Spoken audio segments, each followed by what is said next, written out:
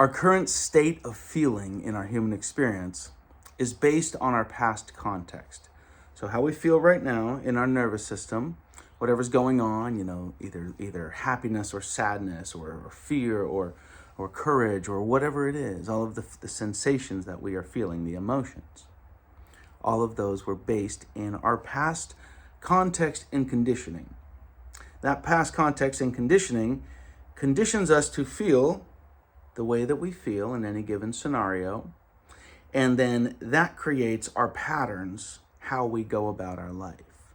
So the conditioning creates our feeling context, and our feeling context creates the patterns, which inevitably, the negative ones, if not healed, will create more conditioning for more wounding and more negative patterns. So track with me here on how this all works. You're a little baby. You're just wiggling around there, goo goo gagaing. Not much going on upstairs. You are in wonder. And as long as your little body is warm and you have human connection and you're fed, you're dry and comfortable, you're pretty happy, Everything's pretty great in babyland. And then, something happens, ow, you get burned, ooh, there's danger. And then you're growing up and all of a sudden mom's upset and you're just a little teeny baby, she's not upset at you, but she feels really upset about something. And then you learn in this little tiny nervous system, oh, okay, there's fear out there.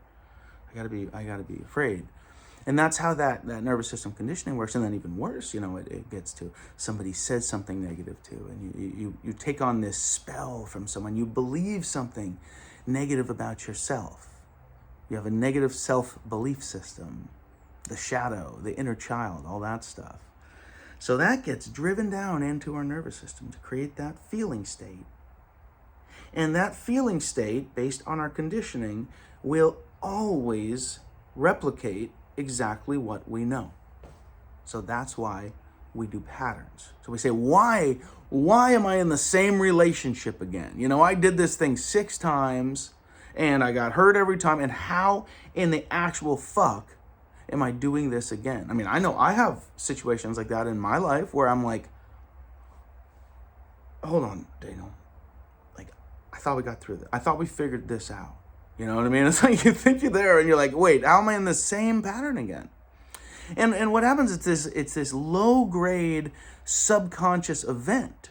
And it's always a protection mechanism from fear, a protection mechanism from the past contexts. And so we do these things subconsciously to keep ourselves in the same pattern. And that's why I'm self-sabotaging over and over again. One thing I can say for myself, a self-sabotage that was very clear that came about from trauma from my business crashing. My business was doing great. It ended up having just a really bad year of sales, horrible timing on a lot of stuff on an investment, and it just tanked in a year, and it was really tragic, Long story. I tried to start a couple businesses after that in the next couple years, and similar businesses, like making stuff, like similar style.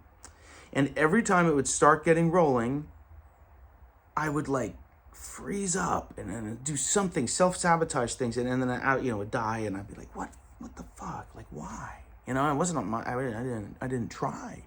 And previously to that, I was good at, running business and doing things like that.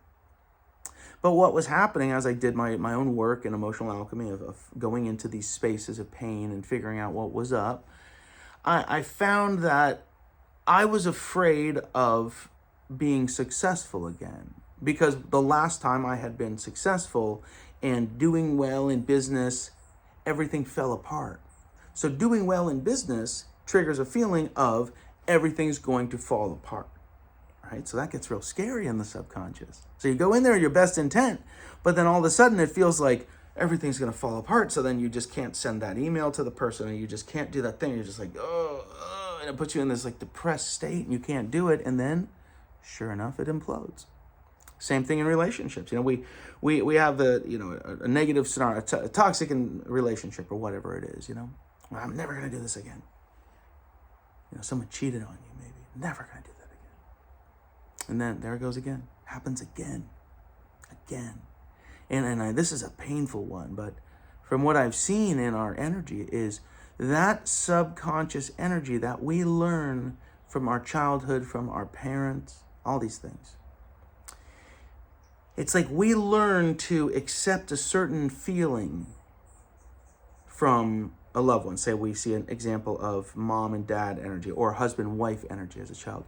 We learn to feel the way that they feel about things. So, and I have seen this happen in clients of mine, talking through their stories and things like that, of say cheater energy, where I've had a few clients who are like, my dad cheated, my grandpa I never was going to do that to my family. Like, it was like a thing in their heart, and then all of a sudden it happened.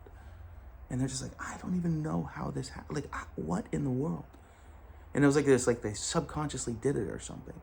Like they're really dumbfounded by it, like just feeling it. And the more and more I felt into it with clients, it is to understand on like in that dynamic, a parent relationship. Oh, my dad is a cheater, and I hate to say that, oh, my dad's a cheater, but if dad has cheated, he has the energy, the feelings, the emotions, the morals, the wounds and things that will end up leading somebody into an energy like that.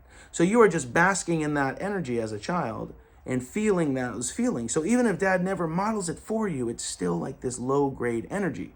And that is conditioning. That is what brings us into the next pattern and the next pattern, until we take a close look at the pain that we are causing ourselves, to say, why am I doing this again? Or not why, we often say like, why did this happen to me? Why is everybody doing this to me? Instead of, why am I causing myself this pain? What am I scared of?